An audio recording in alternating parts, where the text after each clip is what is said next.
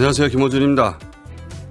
이재명 대통령이 이스라엘군이 팔레스타인인을 옥상에서 떨어뜨리는 영상을 공유하며 위안부, 홀로코스트, 전시 사례는 다를 바가 없다며 비판을 하자 이스라엘 외무부는 이 대통령이 유대인 학살을 경시했다는 성명을 냈는데 인간의 존엄을 말살하는 국가폭력이라는 점에서 다를 바 없다고 한 게 어떻게 홀로코스트 경시가 되는 겁니까? 이스라엘 정부는 유대인이 다른 민족보다 더 존엄하다고 생각하는 건가요? 김어준의 질문이었습니다.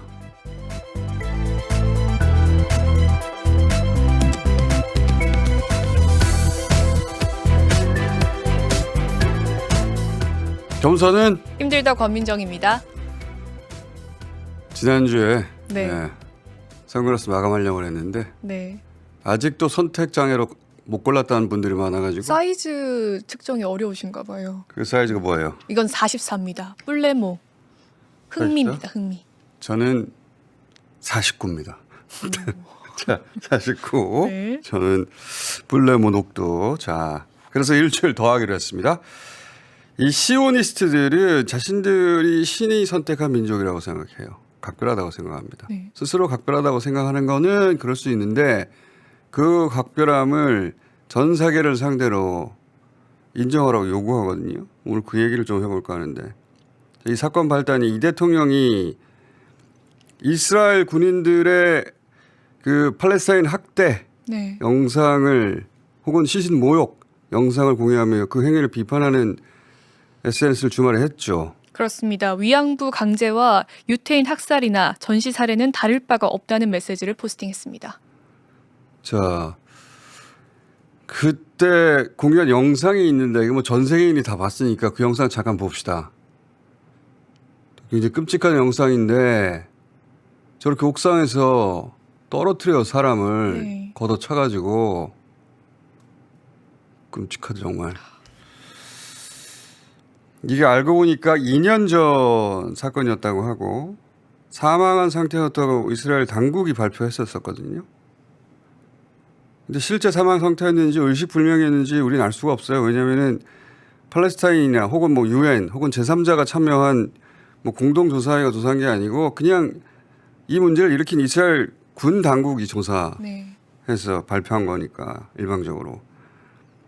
자, 저 트윗을 보고 저는 2001년 생각났는데 2001년 노무현 해수부 장관 시절에 제가 그분을 인터뷰한 적이 있거든요. 그때 그 인터뷰에서 그런 말을 했었어요. 시오니즘은 국수주의다. 인류 공존에 방해가 되는 사고다라고 노무현 장관이 네. 그때 저게 언제입니까? 저게 2001년 1년. 4월 9일 월요일이네. 네. 딴지 총수가 접니다. 저기 서 있는 25년이 지났는데 아직도 그 표정, 그 말투가 기억이 나는데 왜냐하면 놀랐거든요, 제가. 왜 놀랐냐면 그 탈무드 요즘도 학교에서 배워요? 네, 유치원 때부터 초등학교 때 어떻게 배웠어요, 탈무드? 그 유태인의 지혜에 대한 잠언이라고 그 솔로몬의 지혜 생각나는데. 뭐 학교 교과 과정에서 배우는 거예요? 아니면 어떻게 배웠어요? 권한하는? 저 항상 학급문고에 비치가 되어 있었고요. 학급문고. 그리고 아, 어머니가 이야기해 주셨던 기억도 나고요. 요즘 학급문고나 권장도서로 하는구나. 네, 필독서. 저는 홀로코스트를 극복하고 독립국가를 건립한 탈무드 민족이다. 라고 학교에서 배웠어요. 제가 학교 다닐 땐. 그래서 90년대 초 배낭여행 시작할 때까지만 해도 저는 그렇게 알고 있었고 그렇게 배웠기 때문에 홀로코스트가 궁금해서 아우슈비츠나 여러 나치 캠프들 가봤고 그리고 이스라엘도 예루살렘부터 제리코 네. 제리코 성경에 여리고라가 나온 지역인데 팔레스타인 최초의 자치구예요. 거기까지도 갔었는데 아마 그때 거길 간 한국인 배낭 여행자는 제가 유일하지 않을까 싶은데 왜냐하면 그때 거기가 최초의 팔레스타인 자치구였는데 네. 이스라엘군이 철조망을 치고 경비 초소 세우고 거기 사는 주민, 팔레스타인 주민만 통과시켰거든요. 근데 저는 동양인이라서 그런지 네. 한참 쳐다보니 그냥 통과시켰더라고. 어, 자, 거기 왜 갔냐면은 제가 94년에 오슬로 협정이라는 걸 맺습니다. 클린턴 대통령, 이스라엘 라빈 총리, 그리고 아르파트 피엘로 의장이 평화협정을 맺고 노벨 평화상을 공동 수상하거든요. 그리고 나서 저 아라파트 의장이 그 제리코로 돌아갔다는 외신을 제가 보고서 네. 아, 만나봐야 되겠다. 저는 궁금하면 직접 만나봐야 되거든요. 그래서 실제 아라파트를 만났냐 그 얘기는 나중에 기회가 되면 하고, 어쨌든 그런 경험들을 하면서 이 시오니즘이 알고 보니 굉장히 폭력적이고 인류에 위협이 된다는 걸 저는 깨달았는데, 그런데 우리 정치인이 그런 말을 하는 건 제가 처음 봤기 때문에 그래서 기억이 생생한 겁니다. 그리고 그날 이후 25년 만에 우리 대통령이 이스라엘의 반인권 행위를 공개 비판하는 걸 처음 봤기 때문에 25년 전에 생각났던 것이고, 그리고 저는 그 트윗을 보면서 아, 우리가 진짜 선진국이 됐구나 싶었어요. 왜 그런 생각을 했냐면 오늘 이 얘기를 좀 길게 하겠습니다. 저는 식민지 후유증이라고 생각하는데 네. 우리는 스스로를 주변부, 뭐 변방의 약소국이라고 여기는 아주 왜소한 자의식을 가지고 이 국제 이슈는 강대국, 선진국이나 입장 표명하는 거지 우리는 수출만 많이 하면 돼. 이런 식으로 살아왔어요. 네. 20세기 내내. 근데 실제로 우리는 식민을 겪고도 그리고 제국주의를 경영하지 않고도 선진국까지 도달한 세계 유일한 나라입니다. 그렇게 이미 선진국의 경제적 위상, 문화적 위상, 영향력을 가졌는데, 그런데 이 왜소한 자의식 때문에 우리 사이즈에 맞는 외교적 입장, 발언, 태도가 없었어요. 그러다 보니까 그에 걸맞는 외교적 위상도 없었고. 네. 그래서 저는 이 대통령의 저 포스팅이 우리 외교사에서 중요한 변곡점으로 기록될 사건이라고 봅니다. 그래서 길게 얘기하자는 건데, 자, 그 계정 주인이 저 영상 올렸던 주인이 이 대통령 SNS에 답글을 달았죠. 그렇습니다. 그 영상은 진짜라며 감사의 포스팅을 했습니다. 굉장히 인상적인 포스팅인데, 자, 주요 문구를 한번 읽어봅시다. 뭐라고 썼는지. 네. 우리는 침묵에 익숙해졌고 외면당하는 것에도 익숙해졌습니다. 세상이 우리의 고통을 당연한 것으로 받아들이는 듯한 느낌에도 익숙해졌습니다. 그래서 당신과 같은 지도자가 잠시 멈추고 성찰하며 더 깊이 들여다보려 할 때 눈에 띄지 않을 수 없습니다. 대통령 각하, 우리는 기적을 바라지 않습니다. 특별한 대우도 요구하지 않습니다. 단지 보여지고 들려지기를 바랄 뿐입니다. 이것은 우리의 기도에 대한 응답입니다.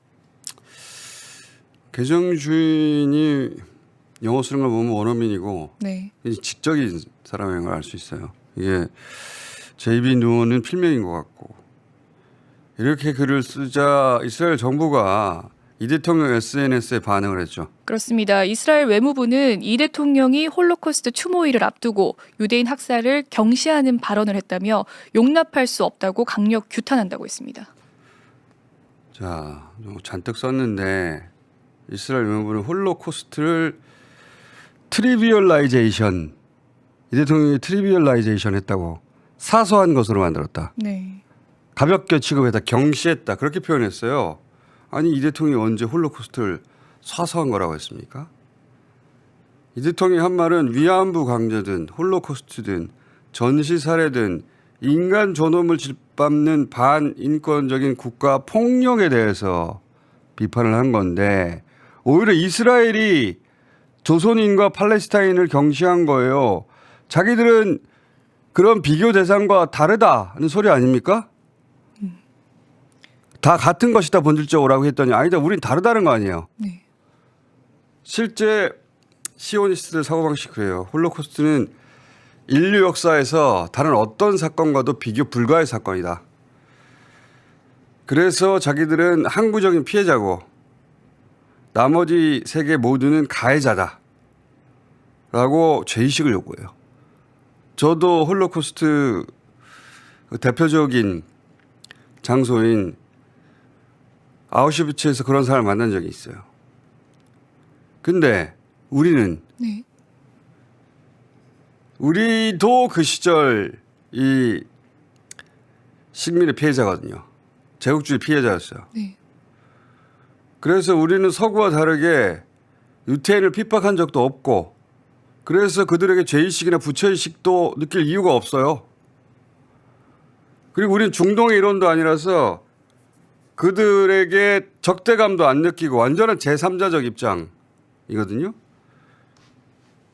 그러니까 우리야말로 객관적이고 정당한 비판을 할 수 있는 위치에 있는 겁니다.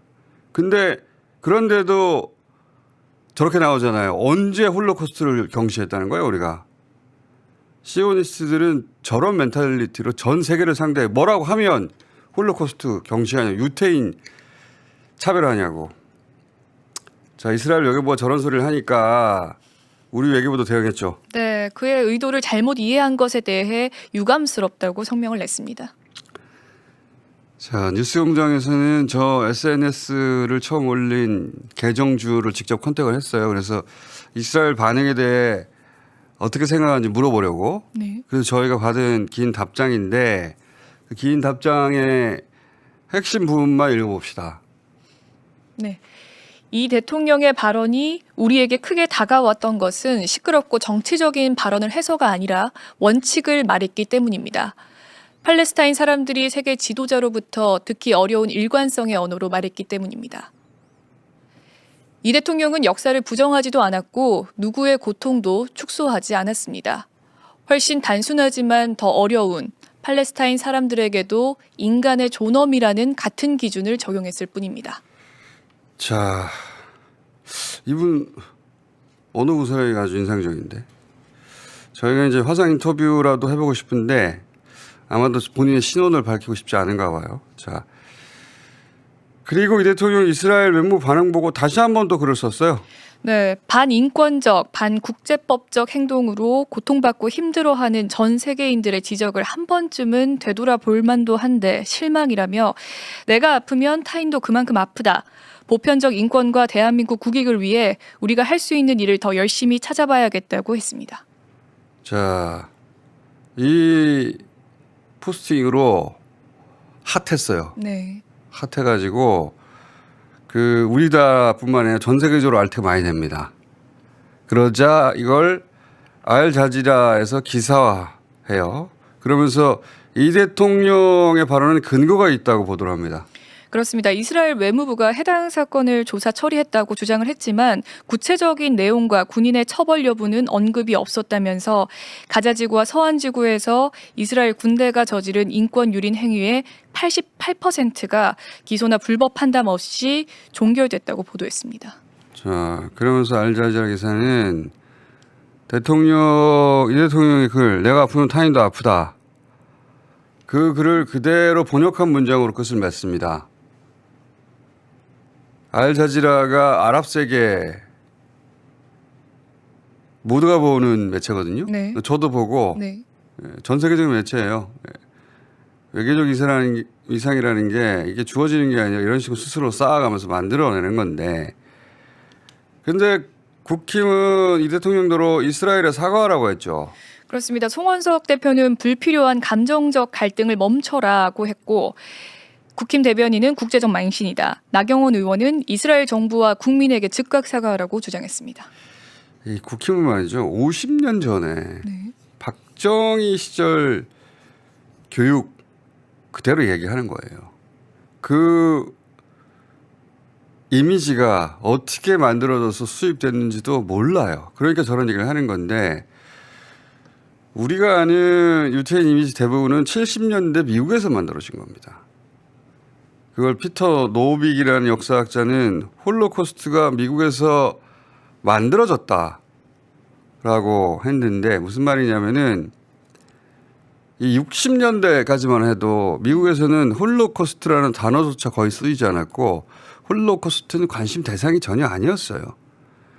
왜냐하면 당시 미국의 주적은 소련이었고 네.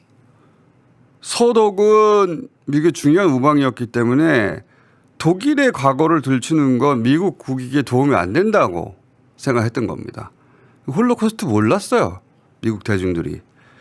그러다가 엑소더스라는 소설 네. 그리고 영화가 만들어지는데 여기서 이스라엘 건국을 미국이 서부를 개척한 것처럼 그리고 그걸 방해하는 아랍인들을 인디안처럼 받아들이게 만들어요. 이게 출발인데 그때 그리고 그 이스라엘 6.1 전쟁이라고 이스라엘이 처음으로 주변 아랍국에 승리하는 전쟁이 있었고 네. 그 이후 70년대 초에 미국의 NBC에서 홀로코스트라는 미니 시리즈가 전 미국인이 다 시청했다고 할 정도로 대박을 칩니다. 그러면서 나치를 민주주의 대 파시즘이라는 구도로 그동안은 미국이 설명을 했었는데 이 무렵부터 어떻게 바뀌냐면 나치로부터 네. 유대인을 구원한 영웅서사로 바뀝니다. 미국이 영웅이라는 거죠. 미국 영웅서사로 바뀌면서 미국 역사의 홀로코스트가 편입이 돼요. 교과서에 들어옵니다. 그 전까지 유대인의 이미지는 우디 알렌이라고 아시죠? 네. 영화 감독. 네.